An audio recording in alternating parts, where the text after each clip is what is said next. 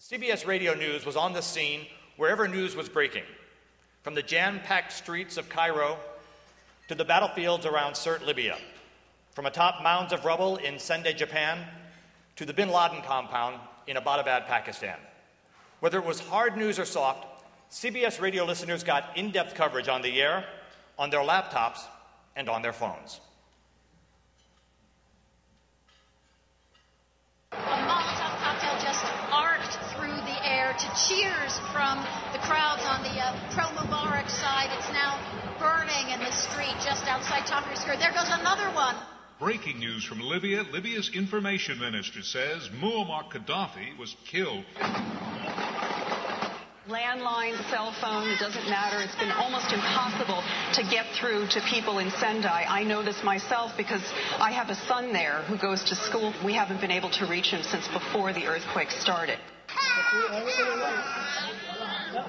From the wails of children to the desperate faces of their parents, life in a refugee camp is often far from the expectations of those who risk their lives to come here.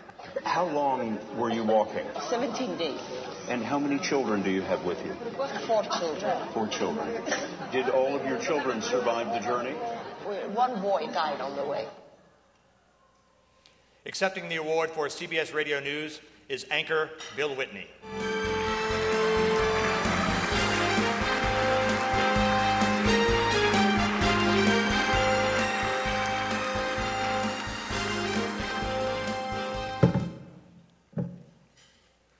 I get to say a few words. It's a real privilege for me to accept this honor on behalf of all my colleagues at CBS News. I'm honored to be here this evening. This is our 6th consecutive Overall Excellence Award. We're very proud of that. Thank you. You know, win 1 or 2 of these and you might think it's luck. Maybe the competition didn't get their entries in on time. But 6 in a row tells us we're doing something right. Some years ago, we had an actuality that we played over and over to amuse ourselves in the newsroom.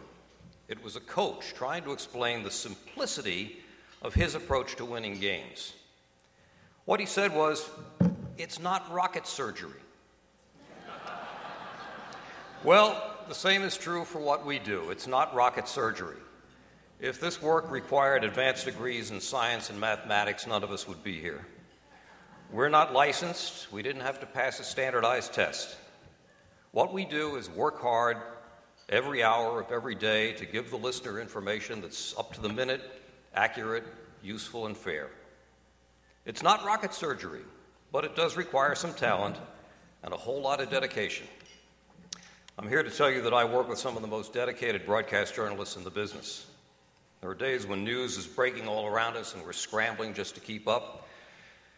And then there are those summer Saturday nights when we look at each other and say, what the hell are we going to lead with? But no matter what the situation, I'm always inspired by the creativity and the resourcefulness of the people around me. We all have different roles in the newsroom, but we truly work as a team with the shared goal of getting the news on the air. I can't say enough about the editors, writers, technicians, desk assistants, as well as my fellow anchors and reporters. So many times they'll come up with an idea, do something on the air, and I'll say, why didn't I think of that? I even have something nice to say about management. Well, I'm sitting at their table. Seriously, Harvey Nagler and his team deserve a lot of the credit for our success.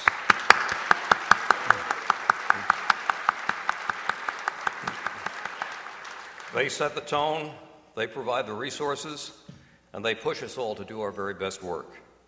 We know our efforts are appreciated. We have a pretty happy newsroom most of the time, and it's that kind of environment that fosters overall excellence. We appreciate this honor. We will keep working hard, and we'll try to be back next year. Thank you all.